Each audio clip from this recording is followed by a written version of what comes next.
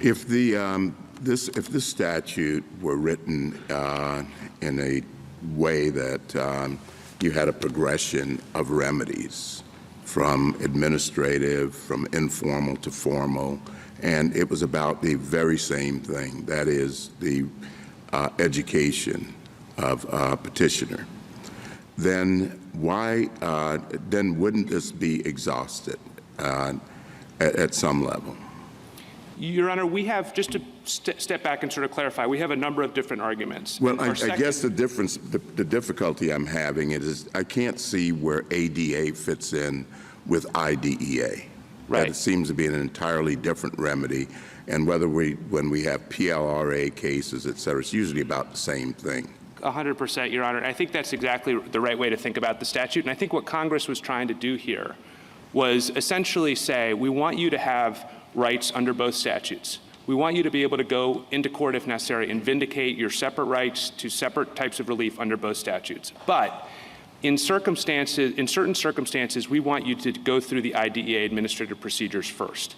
And the text of the statute says that if your ADA claim is only seeking things that you can't get under the IDEA, in the words of Frye, if the consequence of your ADA claim, if you brought it in the IDEA procedure, would be that the IDEA hearing officer would have to send you away empty-handed because that statute just does not provide you that type of relief is not available, then you do not have to exhaust. I guess that's why I'm having trouble considering it exhaustion.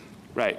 Because it seems to be, normally you would think of exhaustion as being similar, the relief would be similar to the exhausted claims. Exactly. This seems to be an entirely different statute, so I don't understand even the use of the term exhaustion here. I think it's a unique sort of a one-of-a-kind statute, and I think that in this kind of circumstance, when you have a unique statute, two things. One, it's especially important to focus on the exact text of the statute.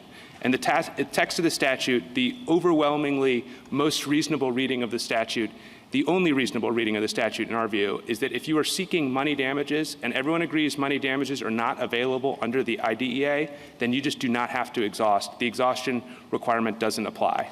Even if you disagreed with us on that, though, I think that in a situation like this, where the exhaustion requirement is saying you need to exhaust the IDEA administrative procedures on your IDEA claim, in a circumstance where those procedures specifically say you need to engage in a settlement process, presumably in good faith, and if the school comes to you in the settlement process and says, you're right, we were wrong, we're going to give you everything you're asking for, we're going to give you everything you're entitled to under the IDEA, of course the statute wants you to say yes. And that's exactly what happened here. Miguel got an offer of full relief, and he accepted it. That is a success story under the IDEA. It's not a success story in total. It doesn't make Miguel completely whole because he suffered other damages as well. But under the IDEA, he got everything he was entitled to. Mr. Schnapper, just so we're clear about what your claim is, are you saying that YouTube's application of its algorithms is particular to, in this case, that they're using a different algorithm to the one that, say, they're using for cooking videos, or are they using the same algorithm across the board? It's the same algorithm across the board. So what is, if it's the same algorithm, I think you have to give us a clear example of it, what your point is exactly. Is the same algorithm to present cooking videos to people who are interested in cooking, and ISIS videos to people who are interested in ISIS, racing videos to people who are interested in racing, then I think you're going to have to explain more clearly, if it's neutral in that way, how your claim is set apart from that. Surely. If I might turn to the practice of displaying thumbnails, which is a major part of what's at issue here. The problem and the issue is not the manner in which YouTube displays videos. It actually displays, as you doubtless know from having looked at, these little pictures, which are referred to as thumbnails. They're intended to encourage the viewer to click on them and then go see a video. It's the use of algorithms to generate these thumbnails that's at issue. And the thumbnails, in turn, involve content created by the defendant. But it's basing the thumbnails, from what I understand, is based upon what the algorithm suggests the user is interested in. So if you're interested in cooking, you don't want thumbnails on light jazz. It's neutral in that sense. You're interested in cooking, say, you get interested in rice and pilaf from Uzbekistan. You don't want pilaf from some other place, say Louisiana. I don't see how that is any different from what is happening in this case. And what I'm trying to get you to focus on is are we talking about the neutral application of an algorithm that works generically for pilaf and it also works a similar way for ISIS videos? Or is there something different? No, I think that's correct. But our view is that the fact that an algorithm is neutral doesn't alter the application of the statute. The statute requires that one work through each of the elements of the defense and see if it applies. The lower courts, in a couple of cases, have said that, really disregarding the requirements of the defense, that as long as an algorithm is neutral, that puts the conduct outside within the protection of the statute. But that's not what the statute says. The statute says you must be the claim must treat you as a publisher. Well, I'm still confused, but what if the bookseller said it's over there on the table with the other trustworthy books? I mean, I think at that point you would be asking, could it conceivably be an actionable tort to describe the book as trustworthy? Well, we're putting a lot of weight on organization, but doesn't it really depend on how we're organizing it and on what the basis of the organization? For example, we could say you could organize it on the basis of what's more trustworthy than something else. I think that might matter with respect to whether there was substantive liability under the underlying cause of action. It shouldn't matter for purposes either of the hypothetical immunity statute I described, which focuses exclusively on the contents of the books, or for 230C1. Now, Mr. Schnapper said in a colloquy earlier that he thought the allegations in his complaint are basically the same as those in the Twitter complaint. And the government is arguing in Twitter that those allegations are not sufficient to state a claim under the Anti-Terrorism Act. So our interest in 230C1 is not in allowing this particular suit to go forward. It is in preserving the distinction between protection for the underlying content and protection for the platform's own choices. Well, I just think it's going to be difficult. How would you respond to Justice Gorsuch's hypothetical about the artificial intelligence creating content organizational decisions? I mean, I think the organizational decisions could still be subjected to suit, whether you think of them as recommendations or simply as the platform, the operation of the platform. It's still the platform's own choice. And if you ask, how did a particular video wind up in the queue of a particular individual? It could be some sort of artificial intelligence that was making that choice, but it would have to do with YouTube's administration of its own platform. It wouldn't be a choice made by any third party who had posted, because third parties who post on YouTube don't direct their videos to particular recipients. And I do want to emphasize this theory, this rationale applies even in the most mundane circumstances. For instance, if you do a Google search on the name for a famous person and you misspell the name slightly, you still get lots of content about that person. Google knows that it's smarter than we are, and it knows that more about what we want than the literal terms of our search might suggest. I went to the court's website and used the docket search function and typed in Google and left off the final E, and I got a message that said no items found. In order to call up the docket for this case, you have to spell Google exactly right. Now, the choice between those two modes of operating the platform it's extraordinarily unlikely, almost inconceivable, that it could ever give rise to legal liability. But those are choices made by the platforms themselves. They are not choices made by any third party. They just don't implicate 230C1. And any conceivable lawsuit about the decision to use one mode of operation rather than another presumably would be dismissed on the merits.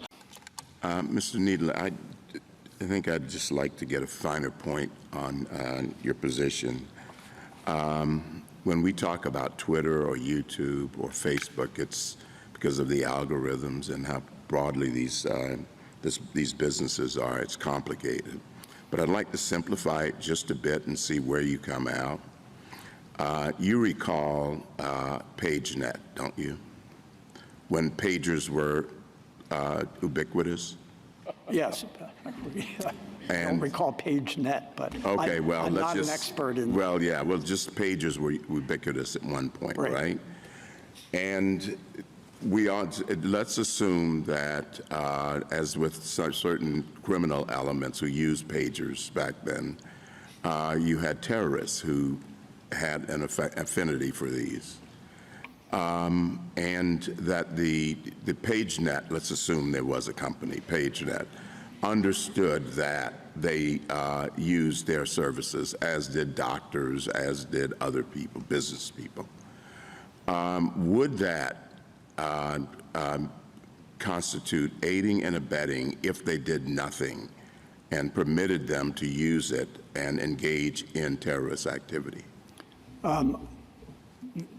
By application of the Halberstam standards, Yes, that may be unclear, but I think it would probably not be substantial assistance or knowing substantial assistance. Okay, so if you would just parse that for me. Right.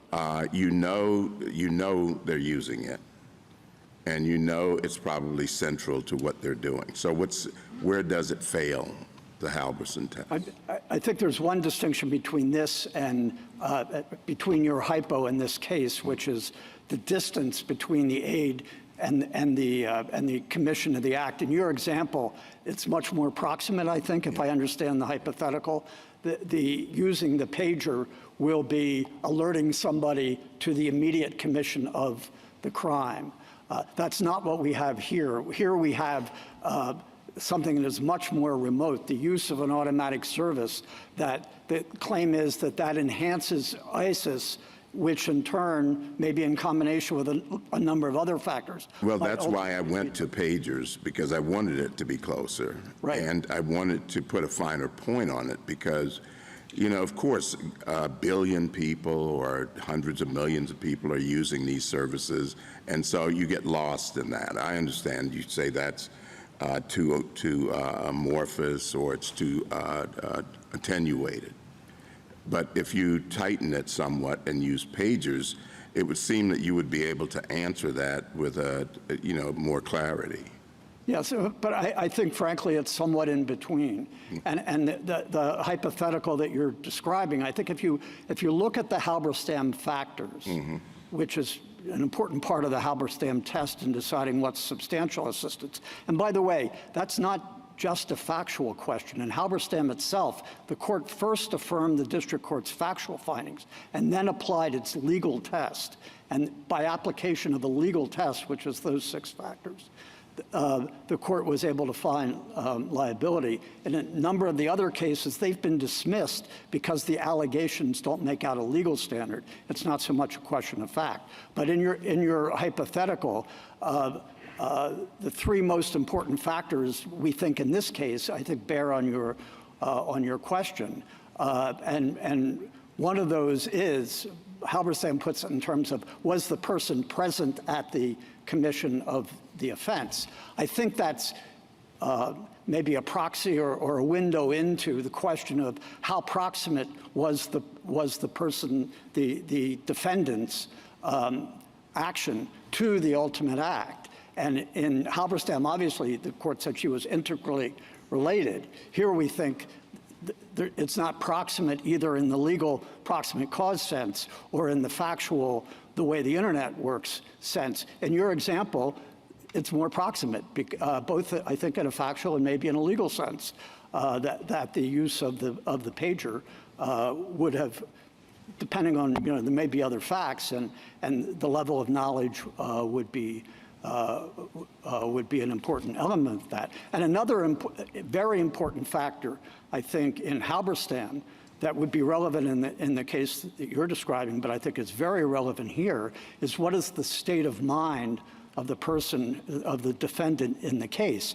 And here the Court of Appeals said it's undisputed that Twitter and the other defendants here did not have an intent to further ISIS activities or the particular terrorist act here. Thank you. Justice Thomas, anything further? Just briefly, there's some discussion in the briefs that going past with this provision or that modification or waiver, that this is in effect a cancellation of a debt. That's really what we're talking about. And that as a cancellation of $400 billion in debt, in effect, this is a grant of $400 billion.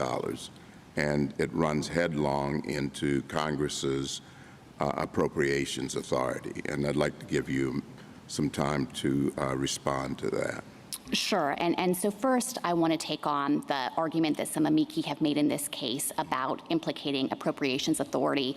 Of course, implementing this program doesn't require that any money be drawn from the Treasury.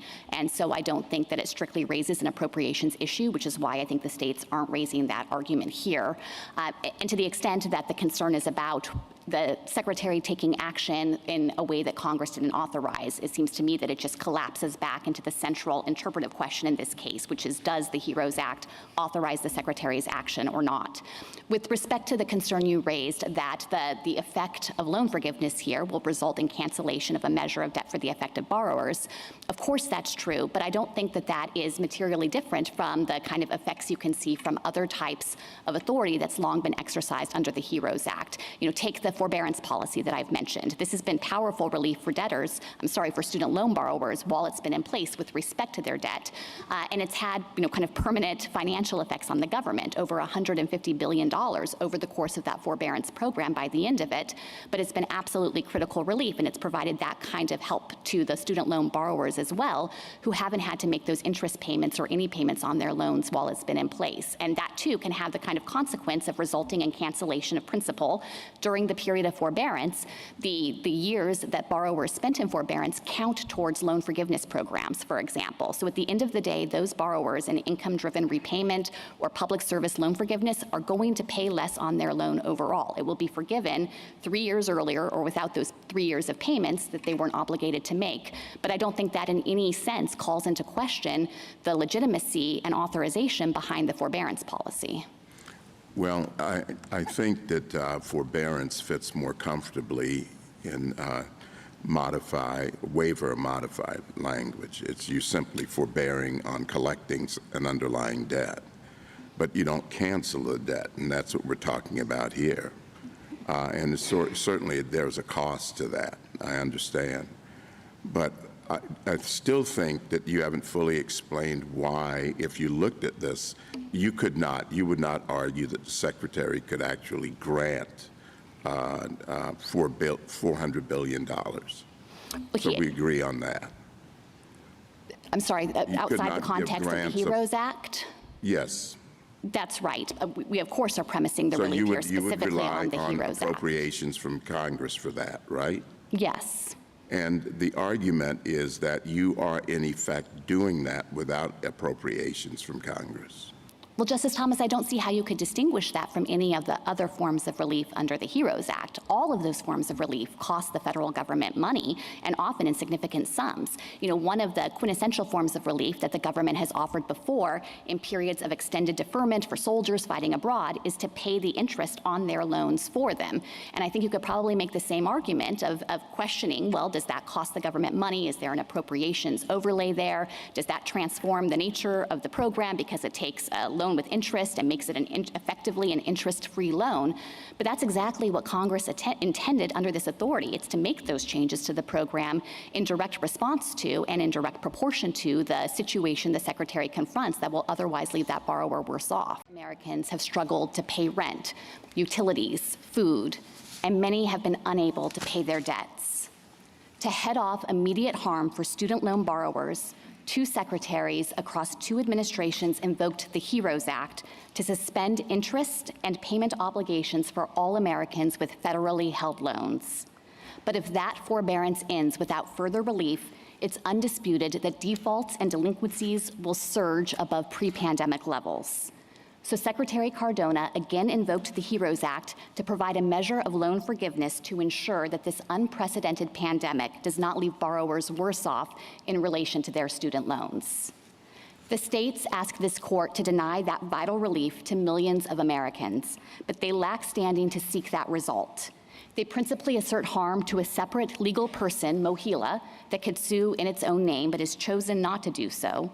And the states' asserted harms to their tax revenues are self-inflicted and indirect. The states' bare disagreement with this policy is not the sort of concrete injury that Article 3 demands. On the merits, the states say the act doesn't authorize the secretary to ever forgive loan principal, but the secretary's interpretation of this text is not just a plausible reading, it's the best reading.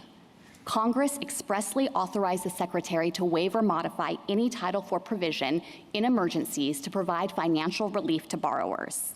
Loan forgiveness is a paradigmatic form of debt relief, and the secretary acted within the heartland of his authority and in line with the central purpose of the HEROES Act in providing that relief here. To apply the major questions doctrine to override that clear text would deny borrowers critical relief that Congress authorized and the secretary deemed essential. I welcome the court's questions. General, is this a waiver or is it a modification?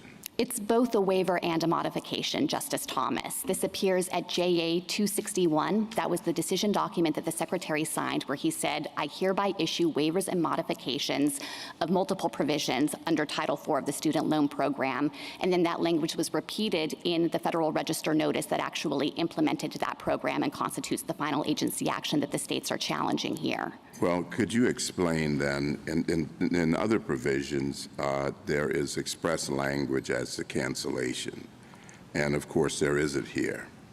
So would you take a minute to explain how a waiver or modification amounts to a waiver, to a cancellation? Of course. So the Secretary identified various provisions in Title IV that govern the terms and conditions of student loans and also govern discharge and cancellation in other circumstances, as your question suggested. And I think the straightforward way to think about how the verbs map on to the Secretary's action is that he waived elements of those provisions that contain eligibility requirements for discharge and cancellation that are inapplicable under this program, and then modified the provisions to contain the limitations that he had announced as part and parcel of announcing this loan forgiveness. Now, you had suggested that there's no express statement in the HEROES Act to discharge loan principal, and that's true, but the relevant and operative language here is the provision that says the Secretary is empowered to waive or modify any Title IV provision. And so the HEROES Act isn't enumerating any of the various forms of relief that have long been authorized and implemented under this statute. I don't think anything can be read into the fact that there's no express reference to particular forms of relief because Congress was trying to broadly cover the field and ensure that the Secretary had the tools to respond to the national emergency with whatever relief might be necessitated. But in an opinion, we thank you, General. General Campbell.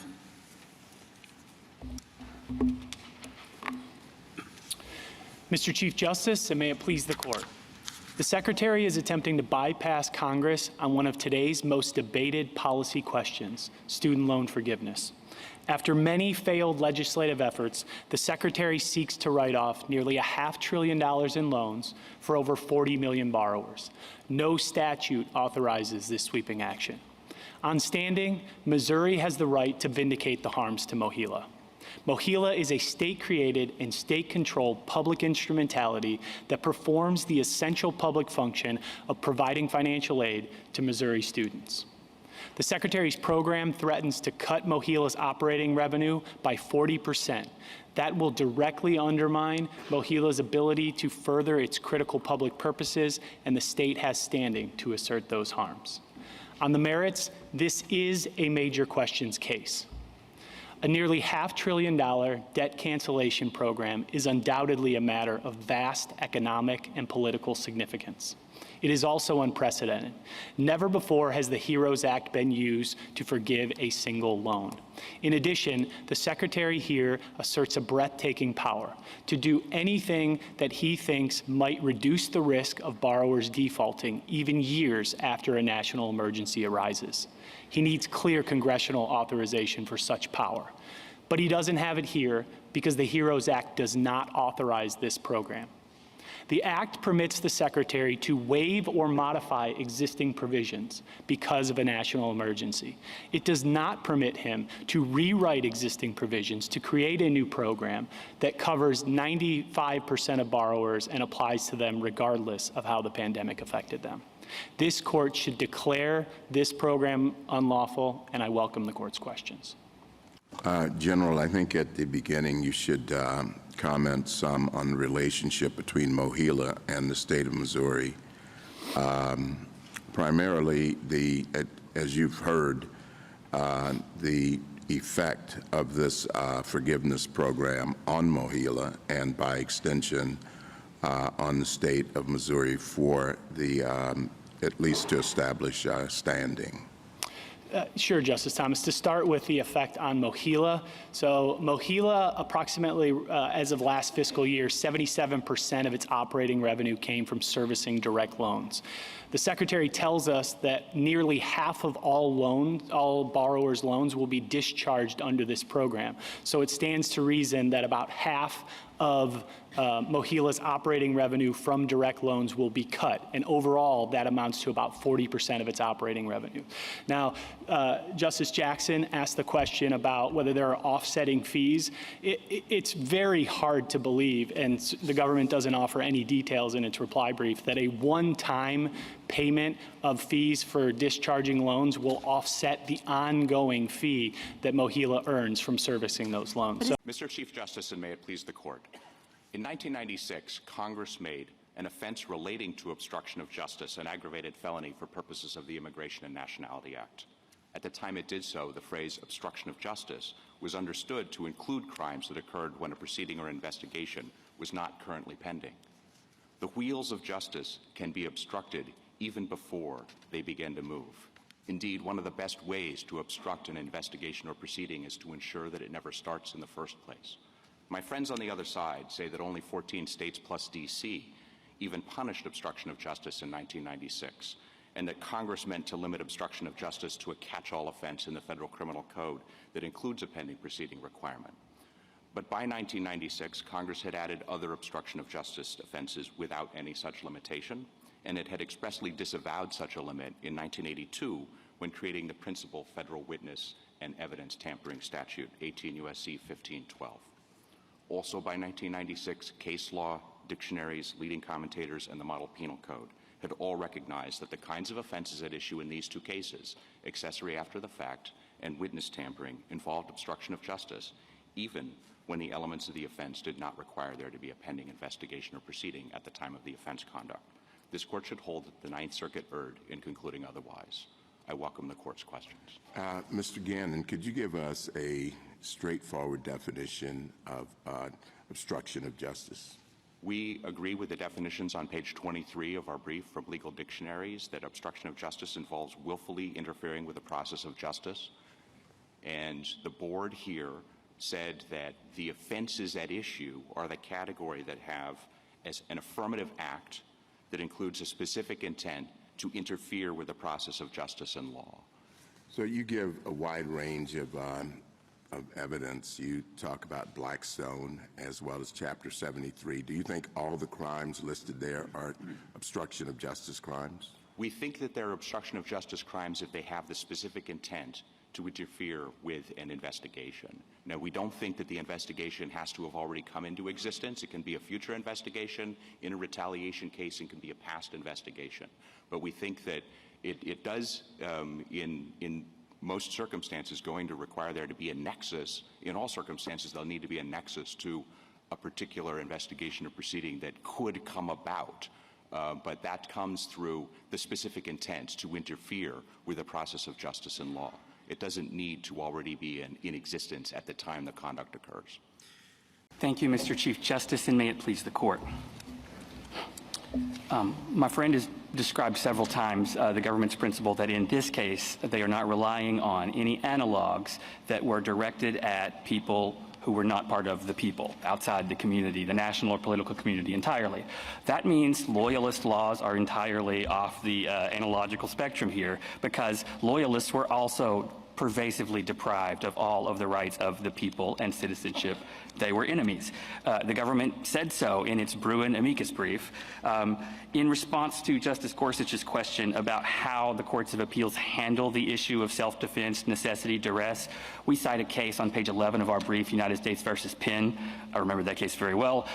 It will show you how they handle it. There's effectively not one. I mean, even brief, fleeting possession that lasts a little bit longer while being chased by people, not enough. So there is no real keeping for self-defense exception to this principle.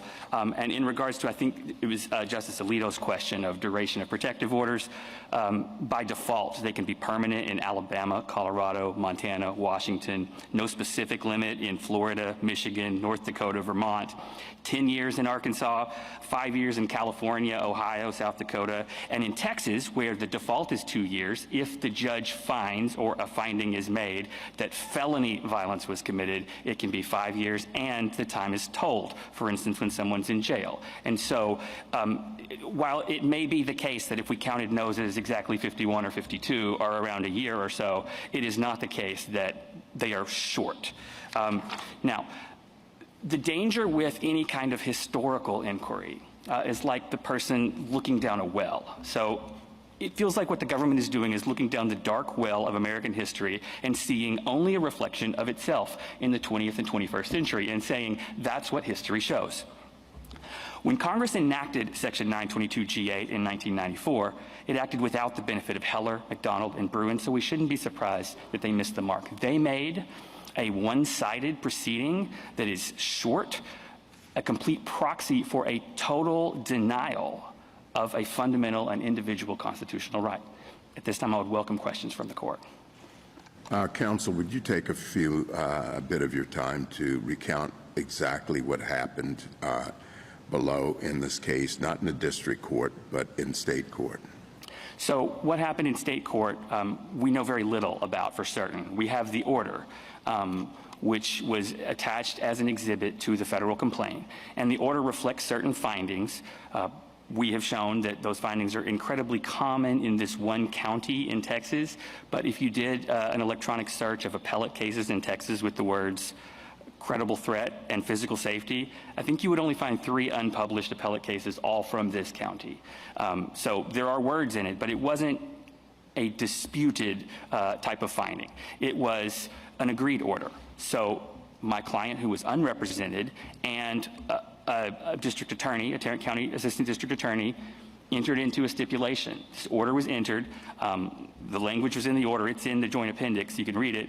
And that's it. Now, I believe that, Justice Thomas, more happened. We could figure out what happened if we pulled out the records, but those aren't relevant. What happened in the civil proceeding doesn't matter for purposes of 922G8. Well, I think what does matter is we're assuming dangerousness or irresponsibility, take your pick, and we have a very thin record, and I'm trying to get a sense of what actually happened in this case. So there are allegations that were taken in the federal pre-sentence report, and those are the ones that made their way into the opinion below. And if I could then distinguish between the facts that the court found for purposes of fixing a sentence in this case and the facts that could be contested at a jury, the facts that are the subject of the guilty plea, the ones that are essential to the conviction.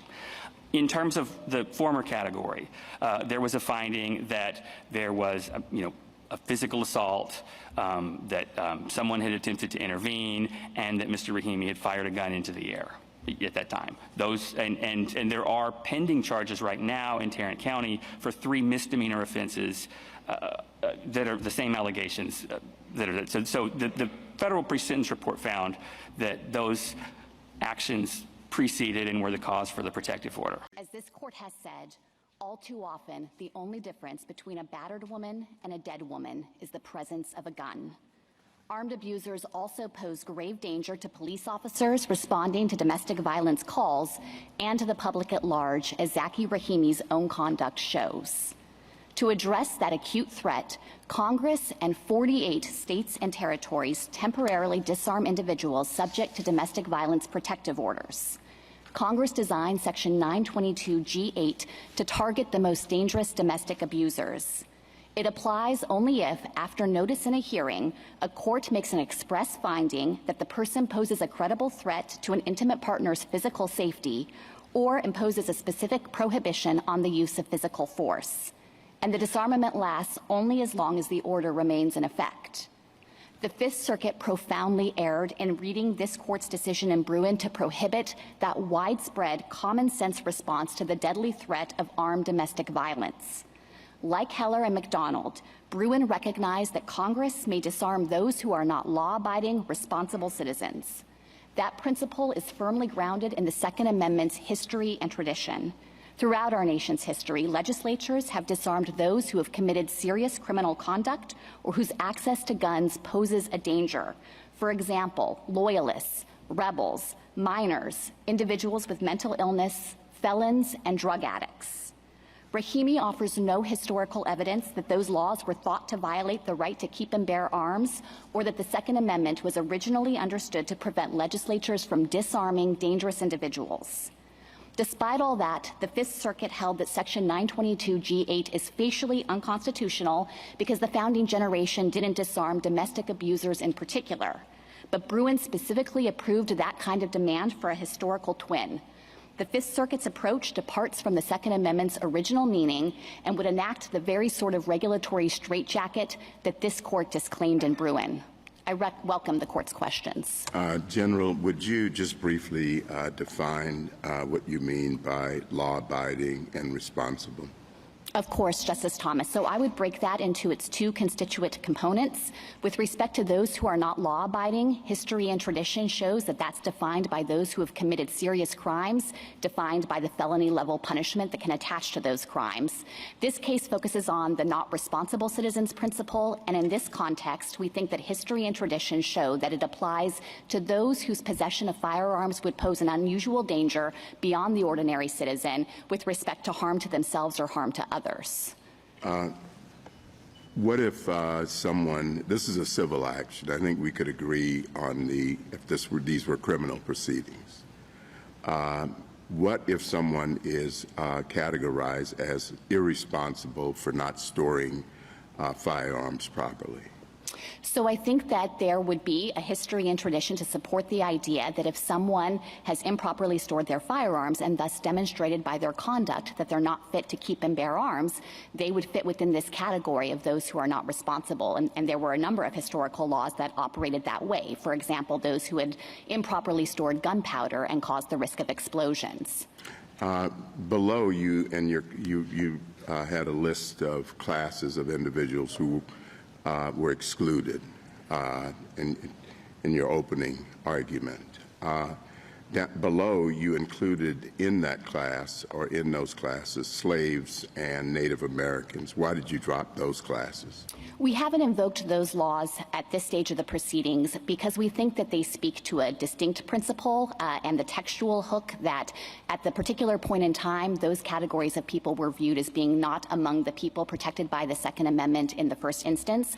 Obviously, that was an odious classification, but those laws were generally accompanied by stripping of other political rights or ability to participate in the political community, and we think they were justified at that time on that basis. And so the reason we haven't invoked them here is because we focused on the more directly relevant laws that apply to those who are indisputably among the people, but nevertheless fit within this enduring constitutional principle that the legislature has authority to draw lines and make predictive judgments about those whose access to firearms will create that untenable risk of danger.